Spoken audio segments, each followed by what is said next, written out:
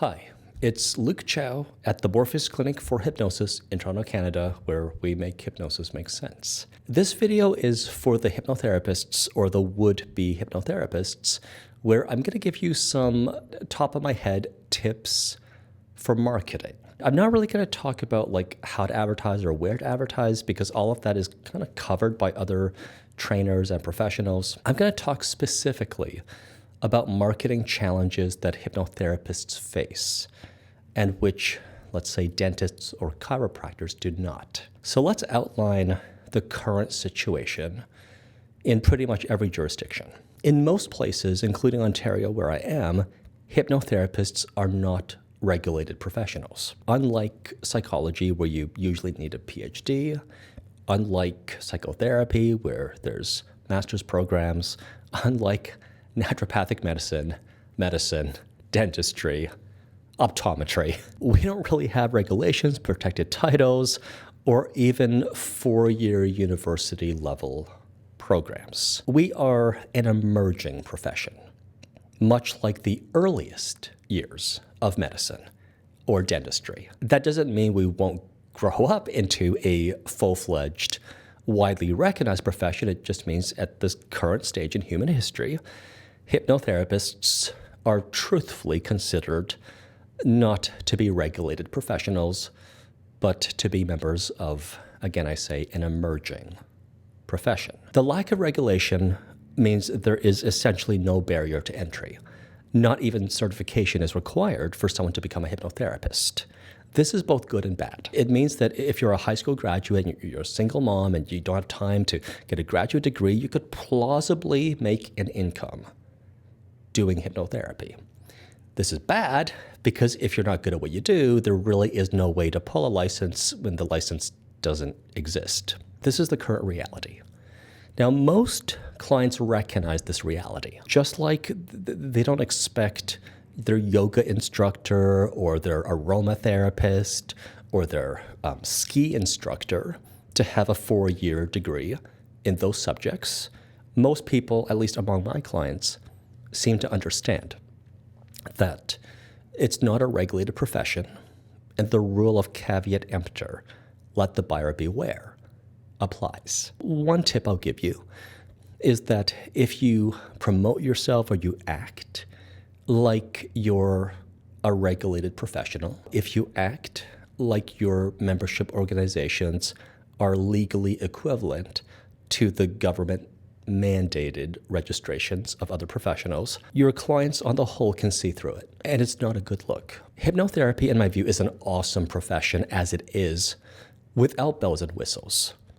We don't have to pretend like we're therapists. We don't have to pretend like we're doctors. We can be first-tier hypnotherapists, but we're never going to be first-tier therapists or doctors. So my first tip is stop pretending. The lack of regulation also means that typically our clients are paying out of pocket. In rare circumstances, if it's for business or sales coaching, maybe it's a business write-off. Maybe they have an employer who's willing to cover it for them. A wellness spending account, which is a relatively rare kind of benefits plan, might cover hypnotherapy. But for the most part, people pay out of pocket the way they pay for their laser eye surgery or cosmetic dentistry or yoga instruction or ski instruction. And that kind of means that financially, we're out of reach for a lot of people. Now, if you're in the US, you don't have as much of a problem with this as us in Canada, where our healthcare is free. In America, you're very accustomed to for-profit healthcare, and hypnotherapists, I'm sure, are relatively inexpensive compared to your local pain management specialist or any medical practitioner. In Canada, we kind of compete against free in some ways. For better or for worse, my clients are typically quite affluent. Don't try to pull a fast one on your clients. Don't BS your clients. If you're honest and you have integrity, it will be noticed. If you're dishonest and you don't have integrity, it's going to be noticed and it will not at all be appreciated. Now, the platform that I'm speaking on is I have probably the busiest hypnosis center in Toronto. So It's not like I'm selling you a fantasy of something I haven't done. I'm telling you, I practice like this. New hypnotherapists who ask, can they make a decent living?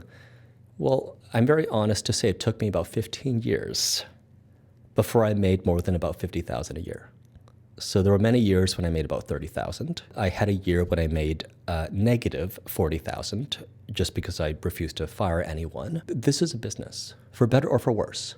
It's not like a dentist who can just open an office, say they're a dentist, and people come in with insurance coverage. Everyone's got teeth, right? So there's a wide market for dentistry services. This is not at all like that. But I think the principle of just never BSing your client, right? I mean, if you're going to act like you're a doctor, don't do it through like apparent credentials.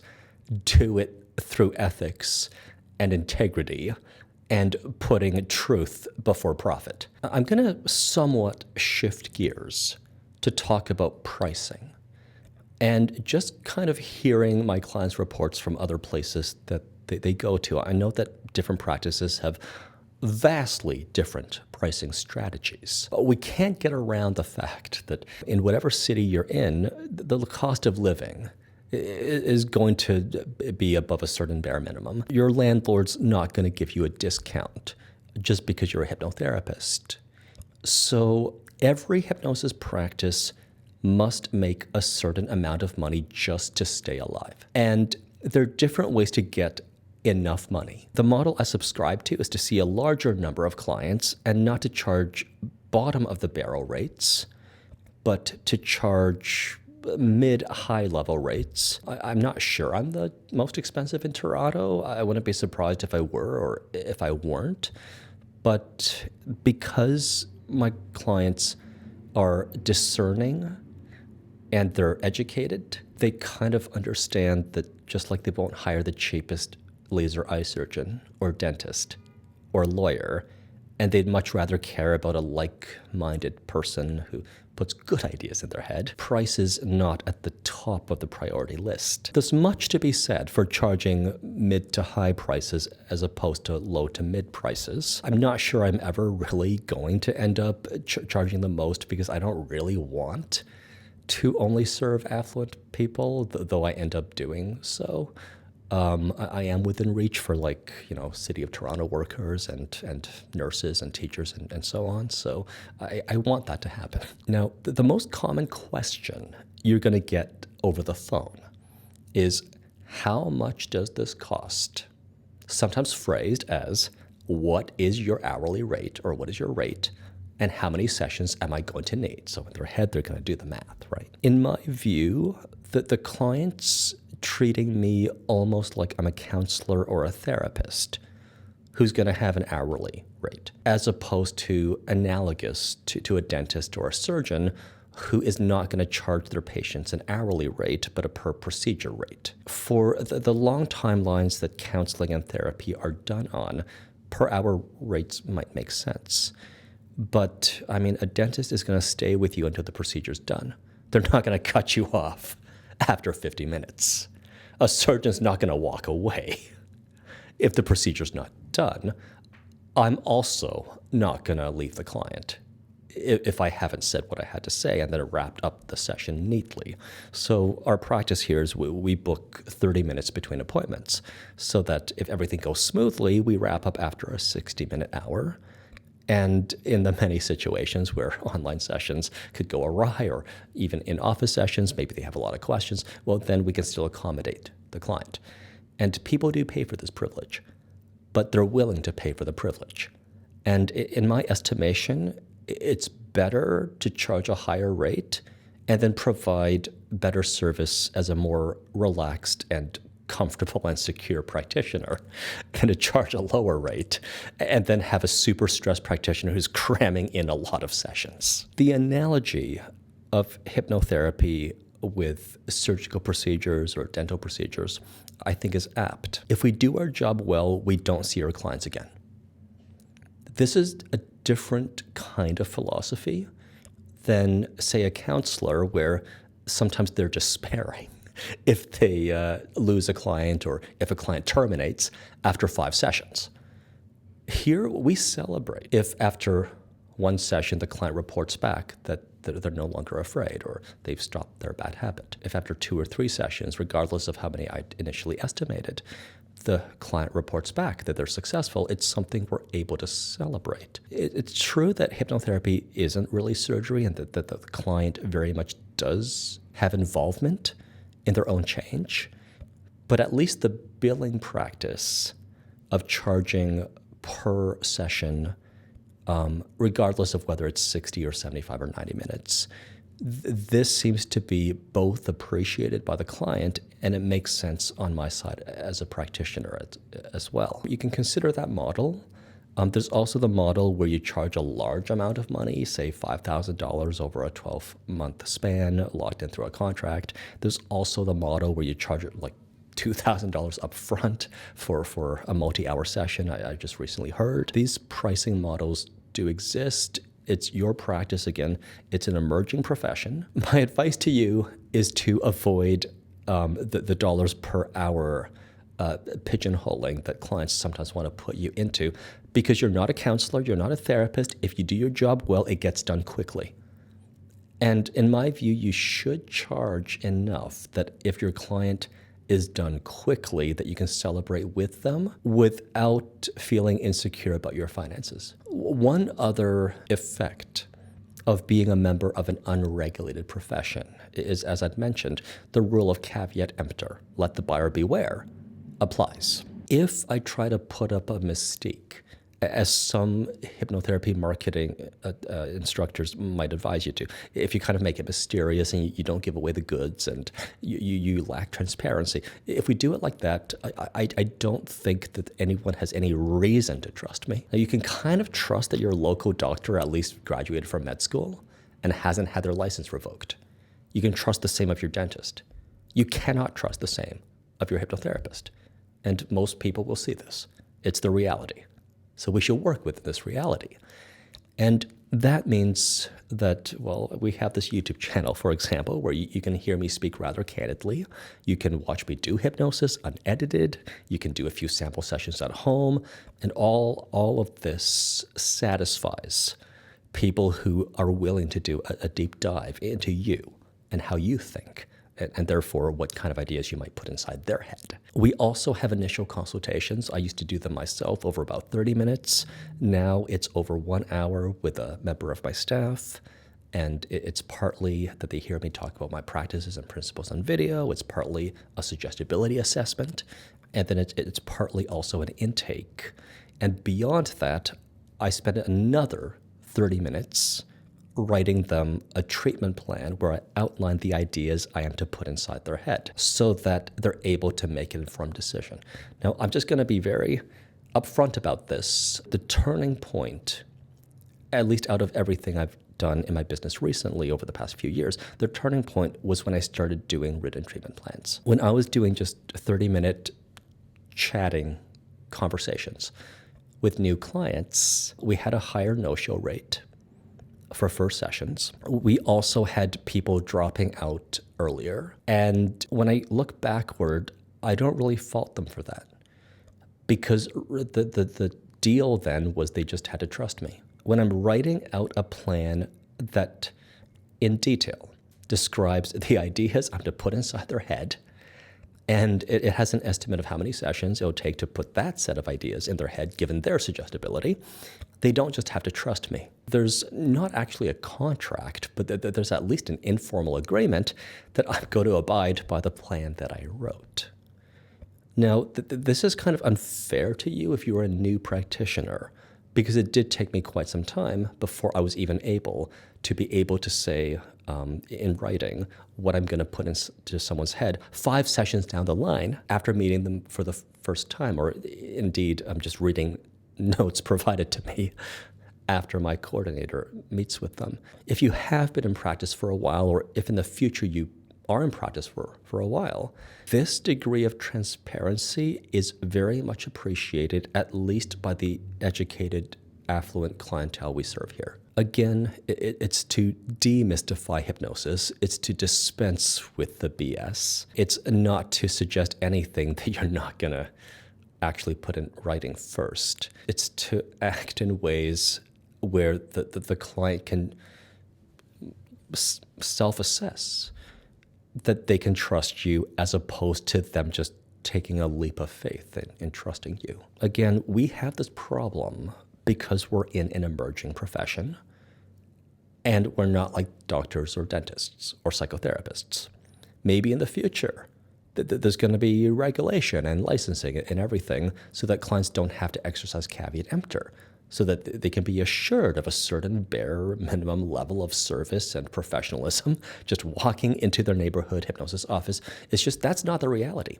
And because we're kind of in the business of shaping people's worldviews, I'm going to claim that transparency as to what worldview, or at least approximately what worldview, is going to give you more clients. Whether it's you have a YouTube channel, or you write a book, or you do these kinds of treatment plans, or you have more extensive free consultations, anything you do where the client doesn't just have to trust you, but they can vet you, they can assess you, they can chat about you with their spouse and their therapist and their doctor, and that other person says, yeah, this guy sounds legit.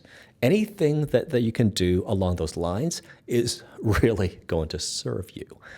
Now, this is very much the opposite of how sometimes people conceptualize marketing. Marketing is not actually about just taking whatever the heck you have and then shoving it down people's throats. Marketing requires empathy. It requires you to understand the mindset and the worldview and the needs and the wants and desires of the people you expect to pay you money. Another random tip I'll give you is that if you do hypnotherapy and Reiki and tarot reading and spiritual counseling and a list of a dozen or half a dozen other practices, it's going to raise the question in your client's mind as to how good are you at hypnosis. Even if you were a licensed psychotherapist or psychologist or doctor and you do hypnotherapy, it's going to raise in your client's mind the question of how good are you at hypnosis. So I kind of have described hypnotherapy as an emerging profession because I think there's so much substance to master that we can't really be distracted by also subscribing to a psychotherapeutic paradigm. We can't really be distracted by practicing medicine and then just sometimes doing hypnotherapy if we are to be an excellent hypnotherapist. Again, I'm not speaking out of speculation. I'm speaking from experience. It's not just my experience only doing hypnotism. It's also that often when I try to train psychotherapists in doing hypnosis, they have to completely put aside their psychotherapy training. So in psychotherapy, it's impossible. I mean, it's practically impossible for someone to overcome a phobia just by talking about their childhood for, let's say, 3 hours. But it's quite commonplace here for someone to overcome a phobia by hearing about how, let's say, a dog lover sees dogs, or how a confident public speaker will see audiences just for like 3 hours. So hypnotherapy doesn't really fit into the psychotherapeutic paradigm. It also doesn't fit into the medical model for mental illness. It's kind of its own thing. If you specialize in hypnotherapy or hypnotism without other practices mixed in, you will come across as more credible to your clients. And it's the credibility component that really is the main point I'm trying to hammer home, because we are not in a profession with regulation and the rule of caveat emptor applies. And I haven't even started talking about the history of hypnotism, where Freud threw it under the bus, and then stage hypnotists kind of sullied the reputation of hypnotists generally. And then Hollywood also has its idea of what hypnotists or hypnotherapists do. I'm sure you've already heard this in your training, but one of the first things you have to do is to clear misconceptions, to help people realize, well, here's what you actually do, but here's what not to expect. But that's covered elsewhere. So however you advertise wherever you get your clients, the things you've heard me share here, I think are very pertinent. So if you're going to speak to audiences, you should never BS them. You should keep in mind you're not a member of a regulated profession, that you have to earn people's trust, and you cannot take it for granted. And also, you should be a first-tier hypnotist or hypnotherapist.